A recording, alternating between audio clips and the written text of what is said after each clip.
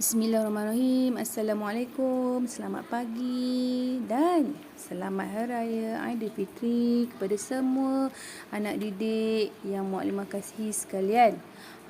Sekarang kita masih dalam mood raya. Tetapi pembelajaran harus diteruskan. Okey, murid, hari ini kita akan mempelajari subjek sains tahun 4 bersama Muklimah Fadilah. Muklimah harapkan semua murid-murid dalam keadaan sihat dan bersedia sepenuhnya bersama buku teks sebagai rujukan. Okey, apa topik kita akan pelajari hari ini? Ya, kita akan mempelajari unit 5 sifat cahaya. Berikut merupakan subtopik yang kita akan pelajari hari ini, iaitu berkaitan dengan pergerakan cahaya, kejelasan bayang-bayang objek, faktor yang mempengaruhi saiz dan bentuk bayang-bayang, pantulan cahaya dan kegunaan pantulan cahaya. Sebelum kita memulakan pelajaran, marilah kita sama-sama baca doa. Bismillahirrahmanirrahim. Rabbi shrah li sadri wa yassir li amri wahlul 'uqdatam min lisani yafqahu qawli. Amin. Murid-murid, sebelum itu kita perlu tahu apakah maksud cahaya. Ya, cahaya merupakan suatu bentuk tenaga. Okey, murid-murid, baiklah. Kita akan masuk topik pertama, iaitu pergerakan cahaya. Kamu tahu ke murid-murid bahawa cahaya ni bergerak. Berikut merupakan situasi yang menunjukkan cahaya ni sebenarnya bergerak lurus. Pertamanya adalah cahaya daripada spotlight. Yang kedua, cahaya daripada lampu kereta. Yang ketiga, cahaya daripada lampu helikopter. Dan yang keempat adalah alur cahaya matahari pada celahan pokok di kawasan hutan. Ini adalah antara contoh-contoh dalam kehidupan seharian kita yang menunjukkan cahaya ni bergerak lurus. Bagaimana nak membuktikan bahawa cahaya ni bergerak lurus?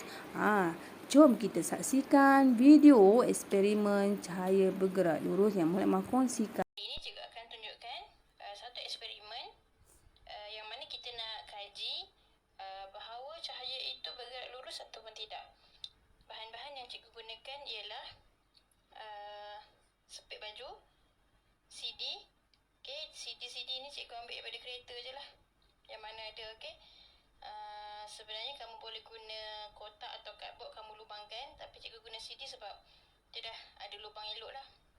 Kemudian cikgu ada sumber cahaya. Cikgu gunakan lampu suluh. Baik. Semasa kita nak kaji cahaya ni bergerak lurus ke tak, kita kena susun ketiga-tiga CD ni secara lurus, selari. Jadi kita boleh suluh, kita boleh suluh sumber cahaya di tengah-tengah lubang CD ni. Kita akan nampak di dinding cikgu ni cahaya menembusi. Maksudnya cahaya lalu terus je daripada melalui lubang lah, melalui lubang CD tersebut. Ini menunjukkan cahaya bergerak lurus. Kalau cikgu gerakkan salah satu daripada CD, kita lihat tiada cahaya yang menembusi. Maksudnya bila ada objek yang menghalang, maka cahaya tidak dapat melaluinya. Baiklah, seterusnya kita akan masuk subtopik kejelasan bayang-bayang. Murid-murid, bagaimanakah bayang-bayang terhasil? Ya, bayang-bayang akan terhasil apabila cahaya yang bergerak lurus dihalang oleh suatu objek. Kejelasan bayang-bayang yang terbentuk mungkin berbeza mengikut jenis objek yang menghalangnya, iaitu sama ada objek jenis lut sinar atau lut cahaya mahupun objek legap. Apa maksud objek lut sinar? Ya, objek lut sinar merupakan objek yang membenarkan semua cahaya melaluinya. Contoh objek lut sinar ialah seperti gelas kaca, cermin mata, botol kaca dan plastik jernih. Objek lut cahaya pula bermaksud objek yang membenarkan hanya sebahagian cahaya melaluinya. Contoh objek luru cahaya pula ialah seperti cermin mata hitam, botol kaca berwarna dan plastik berwarna. Seterusnya murid-murid, objek legap pula merupakan objek yang tidak membenarkan cahaya melaluinya. Maksudnya tiada cahaya yang boleh menembusi objek legap. Contohnya seperti buku, meja kayu, pintu kayu dan kad manila. Murid-murid, seterusnya kita akan mempelajari faktor yang mempengaruhi saiz bayang-bayang. Ada berapa ya faktor? Didapati berdasarkan rajah, kamu lihat ya, saiz bayang-bayang menjadi lebih besar jika jarak antara objek dan skrin lebih jauh. Manakala saiz bayang-bayang menjadi lebih kecil jika jarak antara objek dan skrin lebih dekat. Untuk rajah yang kedua pula, murid-murid kamu lihat, didapati saiz bayang-bayang menjadi lebih besar jika jarak antara sumber cahaya dan objek lebih dekat. Manakala saiz bayang-bayang menjadi lebih kecil jika jarak antara sumber cahaya dan objek lebih jauh. Ini menunjukkan terdapat dua faktor yang mempengaruhi saiz bayang-bayang. Yang pertamanya ialah jarak objek dari skrin dan yang kedua jarak objek dari sumber cahaya. Murid-murid, seterusnya kita akan mempelajari faktor yang mempengaruhi bentuk bayang-bayang. Sekiranya kamu lihat kat sini, ada beberapa orang murid sedang melakukan uji kaji.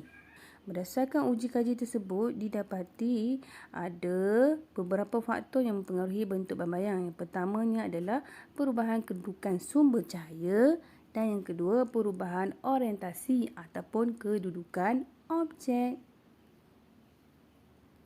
Murid-murid, seterusnya kita akan mempelajari subtopik pantulan cahaya. Macam mana pantulan cahaya berlaku? Cahaya yang menyinari kita ni dipantulkan ke arah cermin dan cermin itu memantulkan imej ke arah mata kita. Murid-murid. Terdapat beberapa contoh lain fenomena pantulan cahaya dalam kehidupan seharian kita. Antaranya yang pertama, di mana imej terbentuk pada permukaan air. Yang kedua, imej terbentuk pada permukaan lantai berjubin. Dan yang ketiga, imej terbentuk pada permukaan logam. Murid, kamu boleh rujuk buku teks muka surat 94 ya. Seterusnya. Terdapat pelbagai kegunaan ataupun aplikasi pantulan cahaya dalam kehidupan kita seharian. Yang pertamanya ialah dalam penggunaan cermin muka ya, di mana kita dapat melihat imej kita di dalam cermin. Yang kedua, cermin sisi kereta, di mana ia membolehkan kita melihat objek di belakang dan di sisi kereta. Dan yang ketiga, cermin cembung. Cermin itu membolehkan pemandu melihat kenderaan lain yang terlindung daripada pandangannya untuk mengelakkan kemalangan berlaku. Yang keempat pula ialah cermin pergigian, di mana cermin pergigian ni membantu doktor gigi untuk melihat keadaan gigi pesakit pada bahagian yang terlindung. Dan yang keempat pula adalah periskop, di mana tentera laut dia boleh melihat objek yang berada di permukaan laut dan dalam kapal selam dengan menggunakan periskop. Dan yang terakhir adalah kaleidoskop. Ia merupakan alat mainan yang dibuat menggunakan cermin satah. Baiklah murid. Setakat ini dahulu yang Mak akan ajar. Untuk menguji kefahaman antum, bolehlah antum buka muka surat 45, 46 dan 48 sebagai homework. Sekian, terima kasih.